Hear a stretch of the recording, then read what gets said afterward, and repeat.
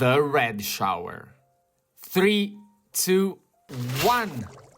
Hello, everybody, and welcome back to episode 240 of the Shower Podcast, the podcast where I'm in my shower and you do you. I'm your host, Chip, and today we are continuing with our mini-series, Shower Stories, the little reminders that some of the biggest creative leaps happen in the most ordinary spaces. We started with Archimedes shouting Eureka in the bath, then Rowling shaping Harry Potter in the shower. Today, we're stepping into the quirky world of Agatha Christie. Before we start, as usual, if you end up liking this episode, remember that liking and subscribing really mean a lot for me. They're just one click, but they really make the difference. Thank you very much for considering it. So, Agatha Christie is the best-selling novelist of all time. There's no way to go around it. Over 2 billion copies of her books have been sold. And yet, her writing habits were anything but glamorous. She didn't need a candlelit desk or a study filled with books. Sounds familiar? What she needed was a bathtub. Christie once admitted that many of her best murder plots came to her not while she was writing, but while she was soaking in a hot bath. Eating apples. Yes, apples. And hence the title of today, The Red Shower.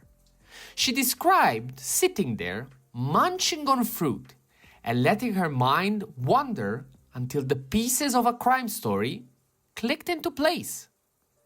And it wasn't only baths. She also revealed that she often solved plot twists while washing dishes. The rhythm of scrubbing plates, the repetitive motions, they somehow freed her mind to roam. What looked like wasted time, if you looked at it from a productivity point of view, was, in reality, her best writing workshop. Think about it. Both baths and chores pull you out of your head just enough to quiet the noise.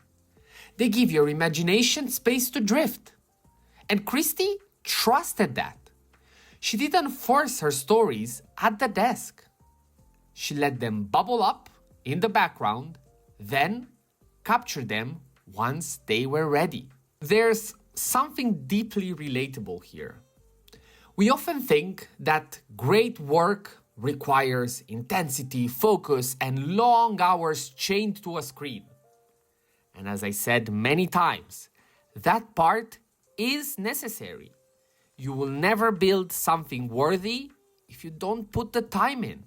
But once you have done that, you have to give your thoughts space. And Christie, the queen of mystery, shows us that it actually works. Sometimes the secret is in stepping away. Your brain does its best work when your hands are busy with something else.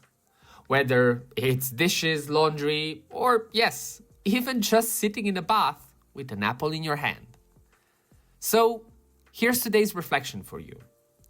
The next time you're stuck at work, in a project, or just in a personal challenge, resist the urge to push harder.